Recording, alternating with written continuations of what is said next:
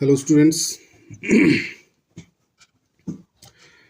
আমরা আজকে ক্লাস 10-এর যে ইংরেজি বই ব্লিস তার সেকেন্ড লেসন ফ্যাবেল একটা কবিতা সেটা আমরা দেখব। এর আগে আমরা অলরেডি প্রায় 6টা ক্লাসে ফাদার সেল গল্পটাকে শেষ করেছি। সমস্ত লাইন বাই লাইন এক্সপ্লানেশন এবং কোশ্চেন আনসারগুলোকে আমরা দেখেছি। আমাকে একজন কমেন্ট করেছে হোয়াইট বোর্ড ইউজ করেন স্যার। তো হ্যাঁ, অবশ্যই করব, একটু সময় লাগবে। তোমরা পিছনে হোয়াইট বোর্ডটা দেখতেই পাচ্ছ। যখন আমি গ্রামার ক্লাসগুলো যখন আমরা করাবো তখন আমরা হোয়াইট বোর্ড ইউজ করবো অবশ্যই। তবে আমি চেষ্টা করছি লেসেনগুলো তো যাতে করে করা যায়, অবশ্যই একটা হোয়াইট বোর্ড ইউজ হবে। আপাতত শুনি মুখোমুখি, কারণ এখানে যেহেতু লাইন টু লাইন এক্সপ্লেনেশন করছি।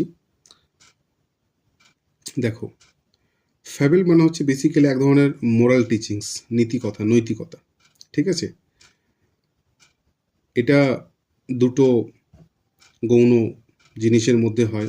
এখানে একটা কাঠবেড়ালি এবং এখানে একটা মাউন্টেনের মধ্যে একটা নৈতিক ডিসকাশন হচ্ছে।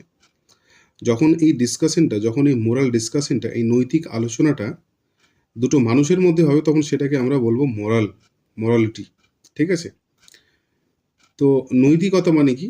মানে যখন আমরা কোনো কাজ করি সেখানে যদি ভুল হয়, তাহলে মানুষ কিন্তু ভাবে যে কাজটা মনে হচ্ছে ভুল হচ্ছে, অনেকে করা ছেড়ে দেয়, করে না। তো এটাকে বলা হয় নৈতিকতা। তো নৈতিকতার খাতিরে সে কাজটা করলো না। বা দেখা গেল যে একটা হয়তো খোঁড়া যাচ্ছে, একজন মানুষ আছে যার হয়তো একটি পা নেই, তো উনার নাম ধরে নাও যে রোহিত বা কিছু একটা। তো এখন কিছু মানুষ ওকে ন্যাংরা বলেও ডাকবে, খোঁড়া বলেও ডাকবে, আবার কেউ রোহিত বলে ডাকতে পারে।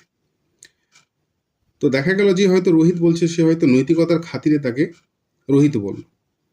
আর যে নৈতিকতাহীন মানুষ, মরালিটি লেস মানুষ, সে কিন্তু তাকে খোঁড়া বলে ডাকবে। তো এটাকেই বলা হচ্ছে নৈতিকতা। আসলে আমাদের মানসিকতার যে একটা ভালো দিক, সেটাকে আমরা নৈতিকতা বলতে পারি। তো এই পুরো কবিতাটা জুড়ে আমরা এই ধরনের কিছু শিক্ষা দেখব, নৈতিকতার কিছু শিক্ষা আমরা এই কবিতাটাতে পাবো। একে একে আমরা পড়ব, চেষ্টা করব যতটা ইজি করে তোমাদের জন্য দেওয়া যায়, তোমাদের মাধ্যমিক পরীক্ষায় যতটা ইজি করে বোঝানো যায় আমি চেষ্টা করব। তো শুরু করছি। ফ্যাবেল, কবির নাম হচ্ছে রালফ ওয়াল্ডো এমারসন। একটা জিনিস মাথায় রাখবে যে তোমরা বলতে গিয়ে লেখক বলে ফেলবো অনেক সময়, মৌখিক পরীক্ষা হোক বা কোথাও হোক, কোনো ওরাল ইন্টারভিউ হতে গেলে। সেখানে মাথায় রাখবে যে কবি হতে গেলে, মানে পোয়েম হতে গেলে সে সবসময় পোয়েট হবে, কবি হতে গেলে সবসময় কবিতা হতে গেলে সবসময় কবি হবে। তোমরা যখন বাংলায় উত্তর লিখবে এই ভুলটা করবে না, ঠিক আছে? দেখো, Ralph Waldo Emerson 1803-1882 was an American essayist. Essayist মানে প্রবন্ধ লিখতেন, বড় বড় লেখা আর কি। আমেরিকার লোক ছিলেন উনি। 1803 সালে জন্ম, 82 সালে মৃত্যু। লেকচারার, উনি বক্তব্য দিতেন, অ্যান্ড পোয়েট, এবং তিনি কবি ছিলেন। His famous poems include Concord, hymn and Brahma. এই দুটো হচ্ছে তার বিখ্যাত বিখ্যাত কবিতা।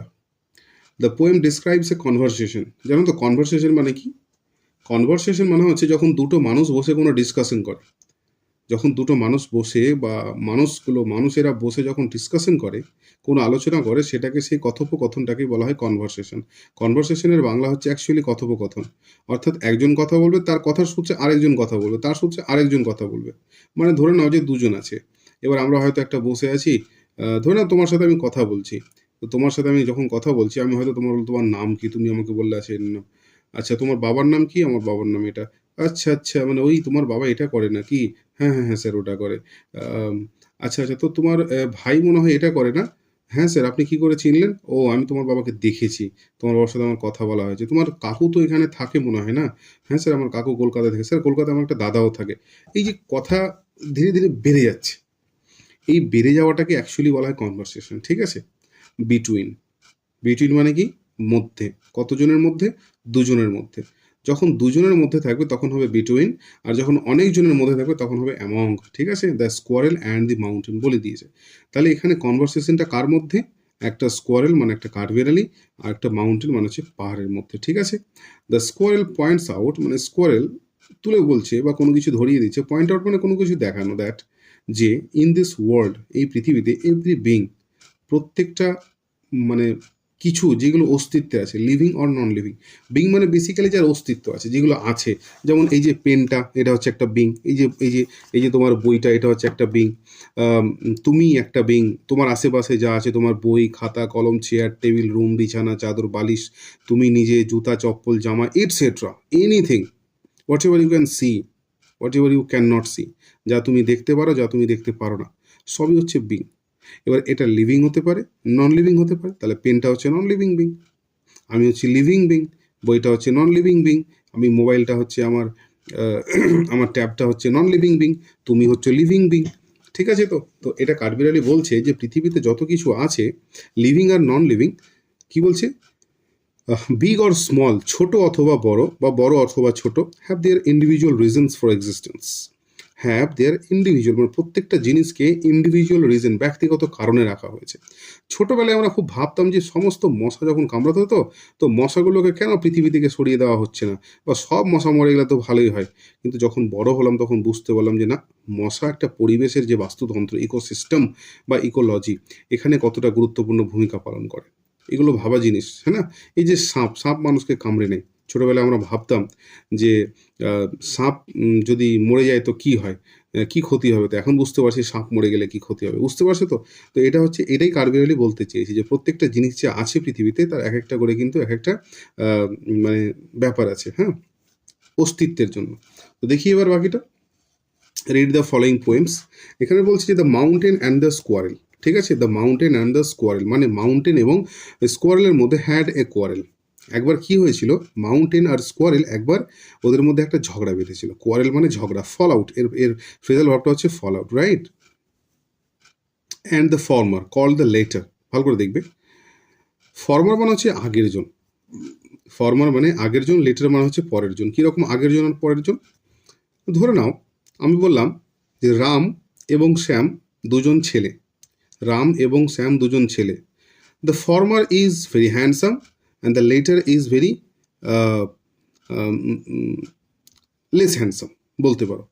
বা the former one is very talented, the letter one is less talented.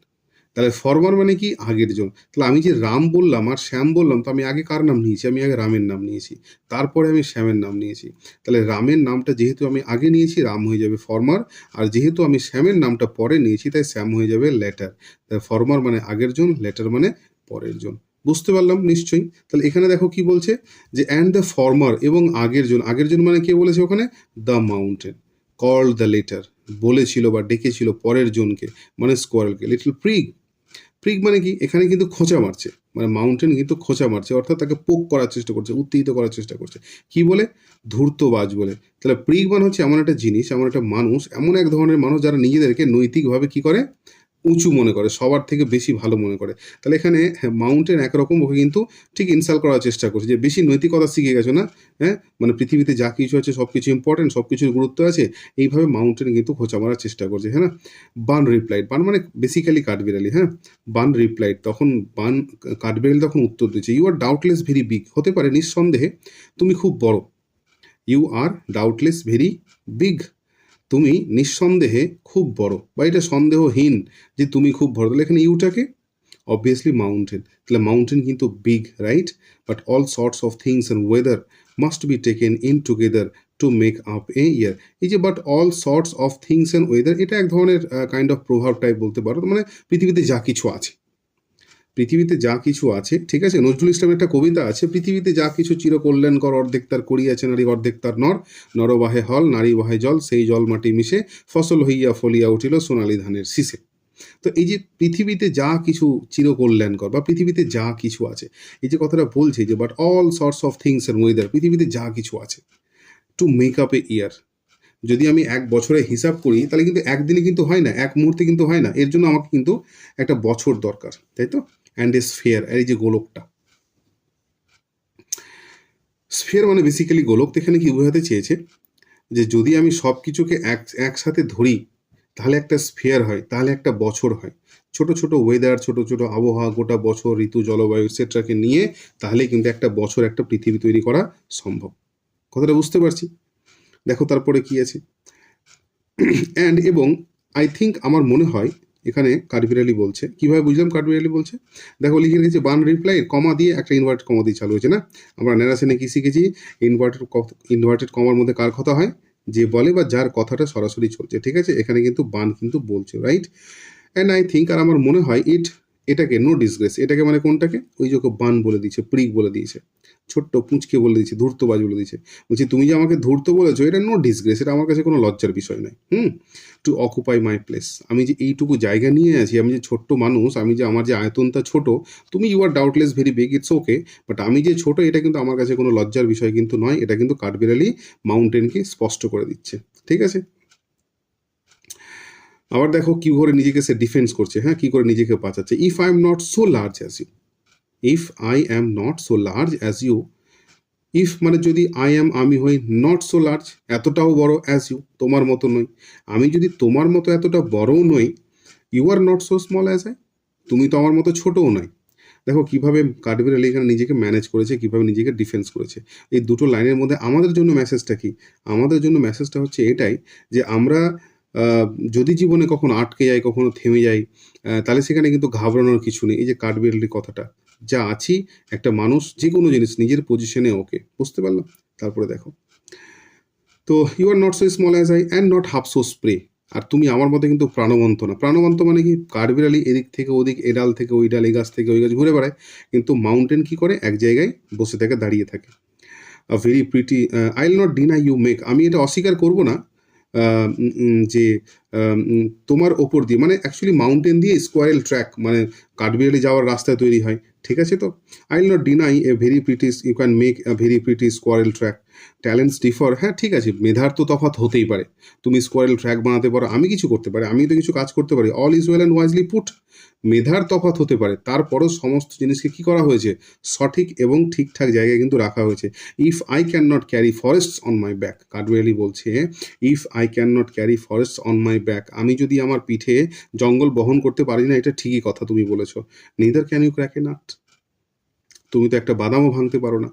দেখো কাঠবিড়ালি কি করে নিজেকে ডিফেন্স করলো, কাঠবিড়ালি বলছে, মাউন্টেন বলছে লিটল প্রিগ, তখন কাঠবিড়ালি বললো, ভাই তুমি আমাকে ধূর্ত বললে, ছোট বললে, পুঁচকে বললে, নগণ্য বললে, শোনো এবার আমার কি দাম, আমার কি জায়গা, ঠিক আছে। তো তখন কাঠবিড়ালি কি বলছে, পৃথিবীতে যা কিছু আছে সব কিছু চিরকল্যাণকর, ওই নজরুলের কবিতার মতো, ঠিক আছে। তো পৃথিবীতে যা কিছু আছে সব গুরুত্বপূর্ণ জিনিস, কোনো কিছু কিন্তু ইউজলেস নয়, কোনো কিছু কিন্তু ভ্যালুলেস নয়। এটা কিন্তু কাঠবিড়ালি মাউন্টেনকে বুঝাতে চাইলো। আর কি বুঝাতে চাইলো, যে আমি যে আমার জায়গা নিয়ে আছি, এই যে আমার ছোট জায়গাটা, it is no disgrace to me, এটা আমার কাছে কোনো লজ্জার বিষয় নয়। হ্যাঁ, আবার কি কাঠবিড়ালি নিজেকে বলছে, নিজে নিজে ডিফেন্স করে মাউন্টেনকে বলছে, যে ঠিক আছে তুমি খুব বড়, আমি জানি, তুমি you are doubtless very big, আর you are not so small as I, কিন্তু তুমি তো আমার মতো ছোট হতে পারছো না, তুমি তো আমার মতো প্রাণবন্ত না, এক জায়গায় দাঁড়িয়ে থাকো সবসময়, আমি কত জায়গায় ঘুরে বেড়াই।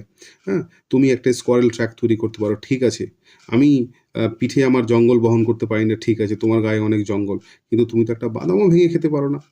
তাহলে কাঠবিড়ালি এখানে মাউন্টেনকে কত সুন্দরভাবে মাউন্টেনের যে অক্ষমতা তার কথা বুঝিয়ে দিয়েছে। কেন বুঝিয়ে দিয়েছে, মাউন্টেন তাকে কি করতে চলেছে, মাউন্টেন তাকে একের পর এক দোষ দিতে চলেছে।